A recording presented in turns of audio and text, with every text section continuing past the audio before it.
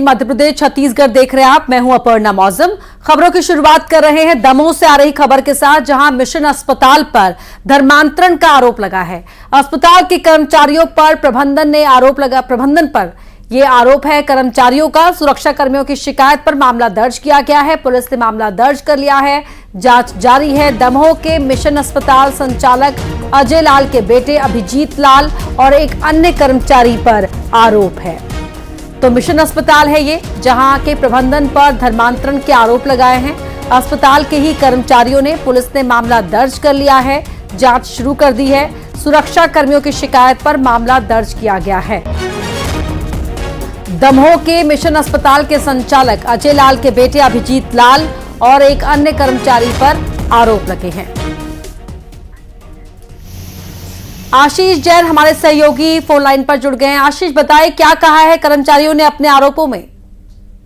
जी, मैं आपको बताना चाहूंगा कि दमोह के मिशन अस्पताल का पूरा मामला है। मिशनरी का संचालित है, अजय लाल के द्वारा संचालित यह पूरा अस्पताल है। वहां पर जो सिक्योरिटी गार्ड है उनके द्वारा एक आवेदन दमोह कोतवाली में दिया गया और ये कहा गया कि वहां पर जो अजय लाल के जो पुत्र हैं और एक और कर्मचारी है, उनको जबरन प्रार्थना सभाओं में ले जाने के लिए उनको जबरन करते हैं, उनको दबाव बनाते हैं। जब वो प्रार्थना सभाओं में जाते हैं तो उनके हाथ से कलावा और सिर पर जो चोटी उनकी है उनको निकालने के लिए कहा जाता है। और इस बात का आवेदन उन्होंने दिया है और आवेदन देने के बाद कार्रवाई की मांग की है। तो इस पर पुलिस के द्वारा चूंकि आवेदन प्राप्त हुआ तो इस मामले पर मामला दर्ज भी किया गया है और इस मामले पर अग्रिम कार्रवाई की बात पुलिस अधीक्षक के द्वारा कही गई है। मालूम हो कि धर्मांतरण का यह पहला मामला दमोह में नहीं है। गंगा जमुना का एक बड़ा मामला था जो लंबे समय तक चला था। स्कूल भी अभी फिलहाल बंद है। और वहीं अजय लाल की यदि बात करें तो इन पर भी कई बार आरोप लगते रहे हैं धर्मांतरण के, लेकिन उन मामलों में अभी भी सभी में जांच जारी है और जांच के बाद ही पूरी कार्रवाई की बात कही जा रही है। जी आशीष, धन्यवाद आपका इस पूरी बातचीत के लिए। वहीं नर्मदापुरम में पीएचई कर्मचारी हादसे का शिकार हो गया। कर्मचारियों को ले जा रही जिप्सी जो है वह पलट गई। 30 फीट गहरी खाई में ये जिप्सी गिरी है। कर्मचारी हादसे के शिकार हुए। कर्मचारियों को ले जा रही जिप्सी पलटने से हादसा हुआ। 30 फीट गहरी खाई में जिप्सी गिर गई। पचमढ़ी और काजरी के बीच ये हादसा हुआ था। 2 पीएचई कर्मचारी और ड्राइवर घायल हो गए।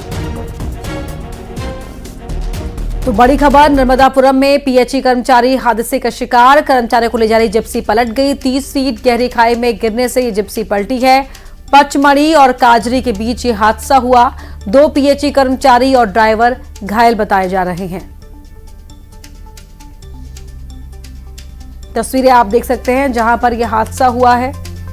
ये 30 फीट गहरी खाई थी जहां जिप्सी गिर गई। पचमढ़ी और काजरी के बीच ये हादसा हुआ है।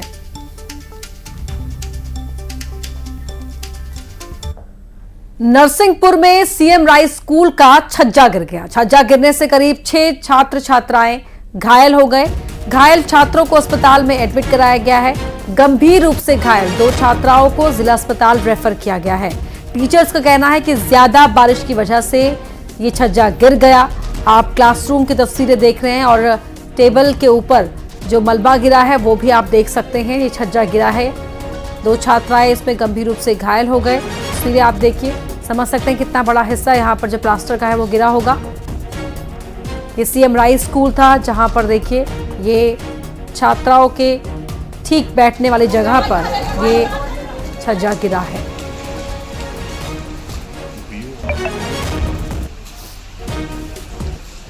प्लास्टर गिर गया बच्चों के ऊपर। 4-5 बच्चों, 2 बच्चों को थोड़ी ज़्यादा चोट है, बाकी बच्चे सामान्य स्थिति में हैं, लेकिन उनको हल्की फुल्की चोट है। सर, ये जो प्लास्टर है ये पहले से खराब था क्या? नहीं, जानकारी पहले से थी क्या? नहीं, ये ऐसा नहीं था कि पहले से खराब है, लेकिन ये प्लास्टर भी पानी के कारण, ज़्यादा पानी के कारण मतलब हो सकता है ऊपर पानी का भराव हो गया, इसके कारण भर गया हो। यहाँ पे जो 11th 1A है, आर्ट लगता है उसमें, क्लास चल रही थी तो क्लास के दौरान उसकी छत गिर गई है ना, मतलब छत का पार्ट गिर गया। तो वही हम लोग निरीक्षण कर रहे हैं। कुछ बच्चियाँ चोटिल है, हमने उनको नरसिंहपुर रिफ़र कर दिया है। बहुत गंभीर चोटें नहीं आई हैं, पर सुरक्षा की दृष्टि से हमने उनको वहाँ भिजवाया और अभी हम लोग निरीक्षण कर रहे हैं। और कोई ऐसा होगा तो हम यहाँ पे सुरक्षा की दृष्टि से जो भी इंतजाम होंगे वो करते हैं। आशीष जैन हमारे सहयोगी हमारे साथ जुड़ गए हैं फोन लाइन पर। आशीष, तस्वीरें बता रहे हैं किस तरह से ऊपर से ये मलबा गिरा है, ठीक जहां छात्र बैठते हैं उनके उनके बैठने वाली जगह पर। कैसी हालत है छात्रों की? जी अपर्णा, मैं आपको बता दूं कि ये गोटे गांव का सीएम राइज स्कूल है। जिस तरह से दावे किए जा रहे हैं मध्य प्रदेश में कि स्कूल अब उन्नयन हो रहे हैं, सीएम राइज स्कूल बनाए जा रहे हैं, लेकिन जो तस्वीरें देख सकते हैं उसे साफ समझा सकता है कि किस तरह से अभी भी दुर्दशा का आलम है। और पढ़ाई करते समय 11वीं क्लास के स्टूडेंट पढ़ रहे थे, उस दौरान पढ़ते पढ़ते छज्जा गिरा है। एक बड़ी स्थिति है, बड़ी जगह का छज्जा गिरा है, जिससे उनके सिर में भी चोट आई है। एक बच्चे के हाथ में भी फ्रैक्चर है। तो इस तरह से 2 छात्राएं गंभीर हुई हैं और 7 से 8 छात्राओं को चोट पहुंची है। कुछ का प्राथमिक इलाज करके गोटे गांव से छुट्टी दे दी गई है, बाकी जिला अस्पताल में इलाज हो रहा है। सिटी स्कैन के लिए उन्हें रेफर किया गया है। आप बताएंगे, तस्वीरों में तो हमें ये दिख रहा है कि छत का प्लास्टर गिरा है, क्या छज्जा भी गिरा है? छज्जा और प्लास्टर 2 अलग अलग चीजें होती हैं क्योंकि जी अपर्णा, ये प्लास्टर जो छज्जा में लगा हुआ प्लास्टर है उसका बहुत बड़ा भाग गिरा है। जिस तरह से आप देख सकते हैं कि सलाखें जो लोहे की दिखाई दे रही हैं, उसके नीचे का पूरा हिस्सा गिरा हुआ है। ठीक है, तो बाहर की तरह छज्जा गिरा है और जो अंदर है वो प्लास्टर, छत का प्लास्टर गिरा है क्लासरूम के अंदर। जी अपर्णा, बिल्कुल। लेकिन जिस तरह से बड़ी संख्या में गिरा है उससे छात्रों को जो क्षति हुई है वो बड़ी क्षति हुई है। गंभीर हालत में उन्हें जिला अस्पताल भेजा गया है। सीटी स्कैन उनकी हो रही है। कलेक्टर और एसपी खुद मुआयना करने के लिए जिला अस्पताल आए। तो समझा सकता है जाहिर तौर पर यहाँ पर मालूम पड़ता है कि सीएम राइज स्कूल है, उसकी ये हालत थी कि अंदर क्लासरूम के अंदर भी नुकसान हुआ है और क्लासरूम के बाहर भी नुकसान हुआ है। ये बड़ा नुकसान है और छात्राओं को और गंभीर चोटें आ सकती थी, जिस तरीके से ये तस्वीरों में देखकर लग रहा है। आशीष? बिल्कुल अपर्णा, ये बड़ा मामला है और जिस तरह से बारिश हो रही है उसको साफ कह रहे हैं, प्रिंसिपल बता रहे हैं कि बारिश से चलते हुए ये हादसा हुआ। लेकिन ये कोई एक दिन की बात नहीं है, ये लगातार पिछले कई दिनों से ये हालात हो रहे होंगे कि छज्जे गिरने की स्थिति बन रही होगी। जरूरत थी कहीं ना कहीं से संज्ञान लेके बिल्कुल मेंटेनेंस पर ध्यान देना चाहिए था। बहुत धन्यवाद आपका इस पूरी जानकारी के लिए। बढ़ते आगे, बात खरगोन की कर लेते हैं, जहां अवैध हथियार को लेकर बैरिया थाना पुलिस ने बड़ी कार्रवाई करते हुए 21 अवैध पिस्टल के साथ ही 20 बैरल और बड़ी मात्रा में हथियार बनाने की सामग्री जब्त की है। साथ ही एक हथियार तस्कर को पकड़ा भी है। पुलिस ने करीब 5 लाख रुपए की कीमत के अवैध हथियार और सामग्री जब्त की है।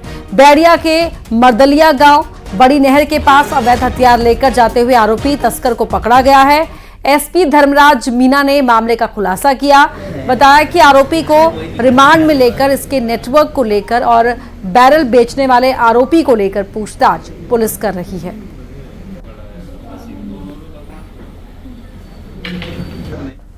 अगली खबर ग्वालियर से है, जहां जीएसटी स्टेट असिस्टेंट कमिश्नर की मौत कार से ऑफिस जाते समय हो गई। पुलिसकर्मी ने सीपीआर देने की कोशिश की, सीपीआर का भी कोई असर नहीं हुआ। अधिकारी और परिवार के लोग मौके पर पहुंचे। पुलिस मामले की जांच कर रही है।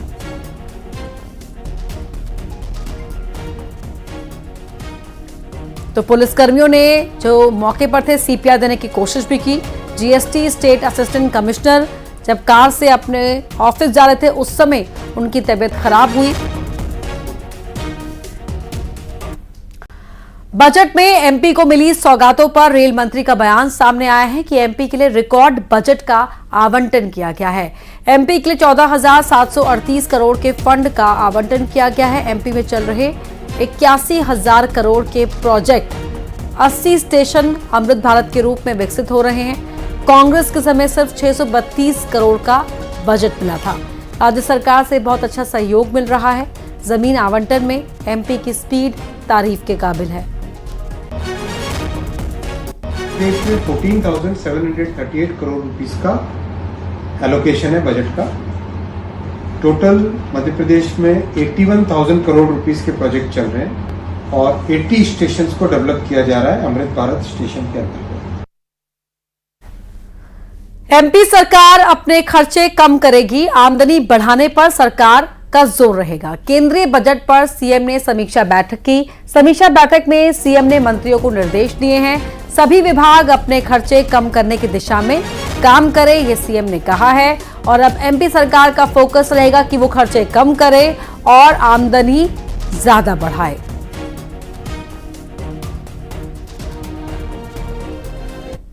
उसकी निर्देश हो गए हैं, अब उस पर कार्रवाई होगी और सारे विभाग जो हैं जितना भी इस प्रकार का रेवेन्यू हेड का जो बजट है उसको कितना कम कर सकते हैं उसकी रोड मैप बनाएंगे। सर इसमें कब तक माना जाएगी, कब तक प्रभार मंत्रियों को जिले कब तक देते हैं, क्योंकि 15 अगस्त से माना जा उसके पहले क्या करेगी सरकार आय बढ़ाने के लिए? सरकारी संस्थानों को बेचेगी, जमीनों को बेचेगी, क्या करेगी? दुकानें खोलेगी? इनको अक्ल ही नहीं है। मध्य प्रदेश में 15,000 करोड़ का रेवेन्यू लीकेज है, एक्साइज डिपार्टमेंट में, माइनिंग डिपार्टमेंट में, फॉरेस्ट डिपार्टमेंट में। मुझे आप बताइए, जितने बड़े पैमाने पर मिनरल्स की चोरी मध्य प्रदेश में होती है, भारत के किसी राज्य में होती है?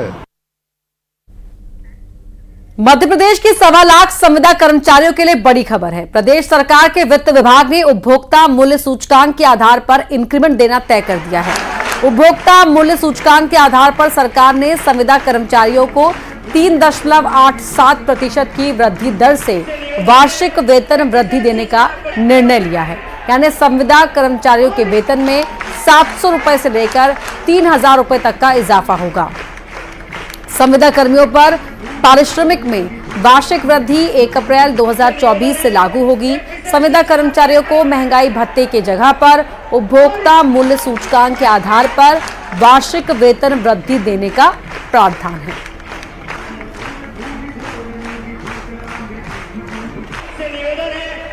मध्य प्रदेश शासन वित्त विभाग ने CPI इंडेक्स जारी किया है 3.87 और भारत सरकार का जो CPI इंडेक्स भारत सरकार ने जारी किया है वो है 5.39। इन दोनों CPI इंडेक्सों में बड़ी विसंगति है।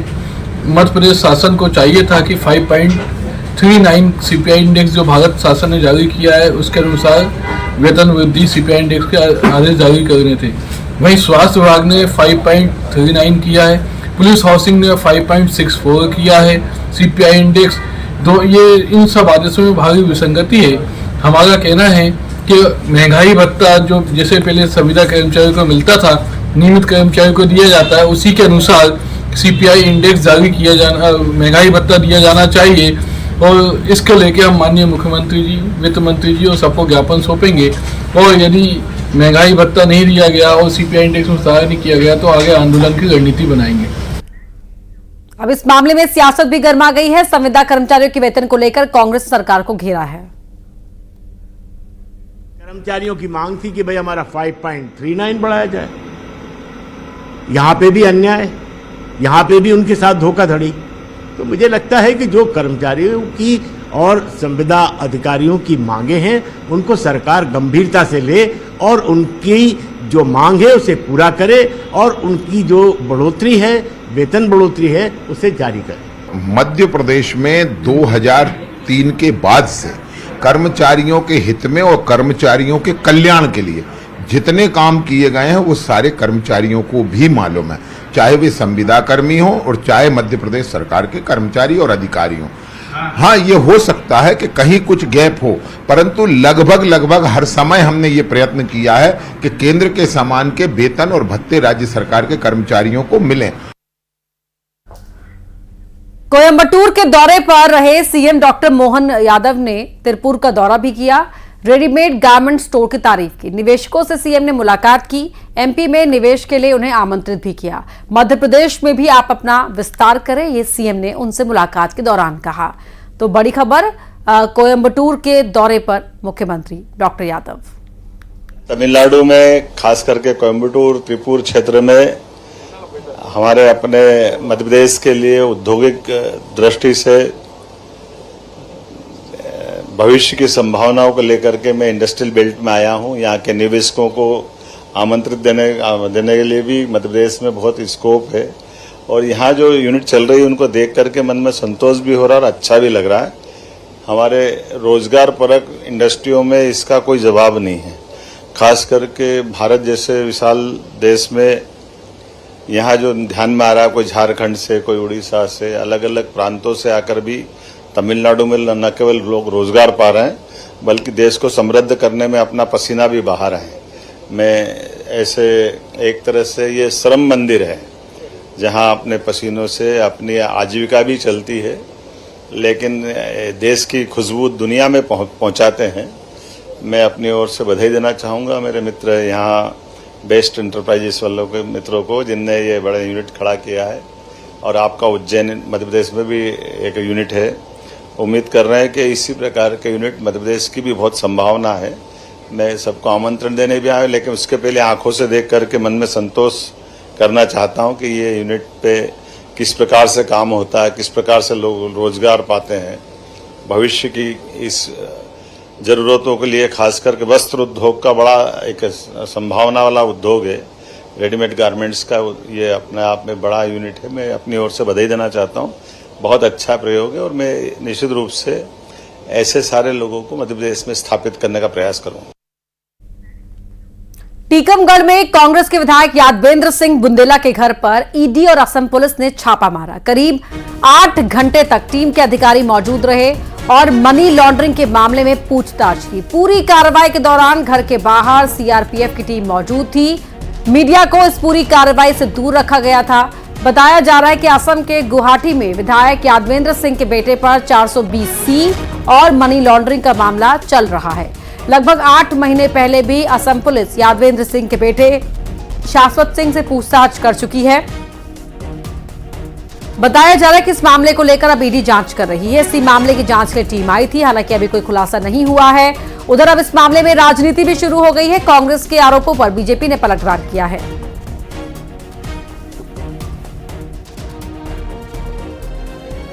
देश भर में हम लोग मध्य प्रदेश में 18 साल से अपोजिशन में हैं। जिन्होंने खा खा के अपने घर भर लिए, उनके यहाँ छापे नहीं पड़ रहे। 18 साल से 20 साल से हम लोग अपोजिशन में हैं। उन कांग्रेस के नेताओं के यहाँ छापे पड़ रहे। उन्होंने क्या पैसा बना लिया होगा, बताइए आप। देखिए, कांग्रेस के नेताओं पर भ्रष्टाचार संबंधी कार्रवाई कोई नई बात नहीं है। कांग्रेस और करप्शन एक दूसरे के पर्यायवाची हो चुके हैं और ऐसे में आज मोदी जी के नेतृत्व में जीरो टॉलरेंस भ्रष्टाचार और भ्रष्टाचारियों के प्रति चल रहा है। ऐसे में इस तरीके की कार्रवाई जिसमें एजेंसियों को स्वतंत्रता दी जाती है, ये निरंतर चलनी चाहिए और कोई भी भ्रष्टाचारी छोड़ा नहीं जाना चाहिए। बैतूल में वन विकास निगम का एक्शन देखने को मिला है। वन विकास निगम ने आदिवासियों के घरों को तोड़ दिया है। विभाग का कहना है कि सरकारी जमीन पर अतिक्रमण किया हुआ था। पहले भी कार्रवाई कर यहां से आदिवासियों को हटाया गया था। सबसे बड़ी बात, प्रशासन की कार्रवाई में बांग्लादेश से विस्थापित होकर आए बंगाली समुदाय के लोगों का साथ भी लिया गया। वन विकास निगम का दावा है कि ये लोग जंगलों की रक्षा कर रहे हैं। उधर आदिवासी लोगों का आरोप है कि बंगाली समुदाय के साथ मिलकर वन विकास निगम उन पर अत्याचार कर रहा है। इस जमीन पर वो सालों से रह रहे हैं। आदिवासियों के दावे अपनी जगह है और प्रशासन के दावे अपने हैं। आशियानों पर चला बुलडोजर,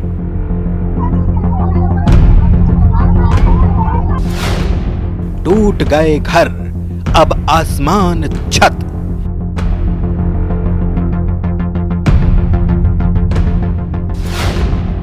आदिवासी वर्सेस बंगाली समुदाय। सर, हमारे को हटाने के लिए तो कई बार परेशान कर चुके हैं हमारे यहाँ डगडगा में। दो समुदाय अब वर्चस्व की लड़ाई। ये बंगालियों का सपोर्ट ले रहा है या बंगाली इनका सपोर्ट ले रहा है। हम लोग को ये परेशान ज्यादा कर रहे हैं बंगाली। बैतूल में वन विकास निगम के अधीन रिजर्व जंगल में रह रहे आदिवासियों के घरों को तोड़ दिया गया। निगम की कार्रवाई ने आदिवासियों को बारिश के मौसम में बेघर कर दिया। घर में रखा सामान, अनाज सब खराब हो गया। न्याय की मांग को लेकर आदिवासी परिवार जिला मुख्यालय पहुंचे। हमारे को हटाने के लिए तो कई बार परेशान कर चुके हैं हमारे यहाँ डगडगा में। मैं डगडगा ग्राम में रहता हूँ। हमारे दादा पूर्वजों से ये जमीन हम करते आ रहे हैं। हटने के लिए सबसे मेन समस्या सर हमारे यहाँ ये बंगालियों का सपोर्ट ले रहा है या बंगाली इनका सपोर्ट ले रहा है। हम लोग को ये परेशान ज्यादा कर रहे हैं बंगाली। वन विकास निगम के अधिकारियों का कहना है कि डगडगा गांव में आदिवासियों ने जमीन पर अतिक्रमण कर रखा था। पहले भी जमीन खाली करा ली गई थी। अधिकारी कहते हैं कि बंगाली समुदाय जंगल को बचा रहा है। तो वहाँ पे इन लोगों के द्वारा पहले 7-8 वर्ष पूर्व भी अतिक्रमण किया गया था। उसी में ये नए कुछ टप्पर बना रहे थे, जिसको हमने आदेशित किया था कि वहाँ जो नए टप्पर ये बना रहे हैं उनको हटाया जाए। तो उसके लिए टीम वहाँ गई हुई थी और वहीं पे गोपालपुर करके गांव है, तो वहाँ के जो रहवासी है उनका काफी सहयोग मिला इसमें जंगल के संरक्षण में, और दोनों ही गांव वाले आमने सामने हुए थे वहाँ पे, और कुछ हद तक हमने वहाँ पे अतिक्रमण को हटाया है। वन विकास निगम की कार्रवाई में बांग्लादेश से विस्थापित बंगाली समुदाय के लोग भी साथ थे, जिसके बाद आदिवासियों और बंगाली समुदाय के बीच संघर्ष की स्थिति बन चुकी है। वन विकास निगम जो है वो बंगाली जो समुदाय है उनको जंगलों पर अधिकार देने की कोशिश कर रहा है। हालांकि अब इस मामले में देखना ही होगा कि प्रशासन और जो वन विकास निगम के अधिकारी हैं जो खुद इस मामले में कटघरे में आ गए हैं वो आगे क्या कार्रवाई करते हैं। लेकिन एक समुदाय को दूसरे समुदाय के खिलाफ इस्तेमाल करने का जो काम वन विकास निगम ने किया है ये कहीं से कहीं तक न्यायोचित नहीं दिख रहा है। बैतूल से ऋषि कुमार नायडू, न्यूज़ 18 मध्य प्रदेश छत्तीसगढ़। और आइए अब देखते हैं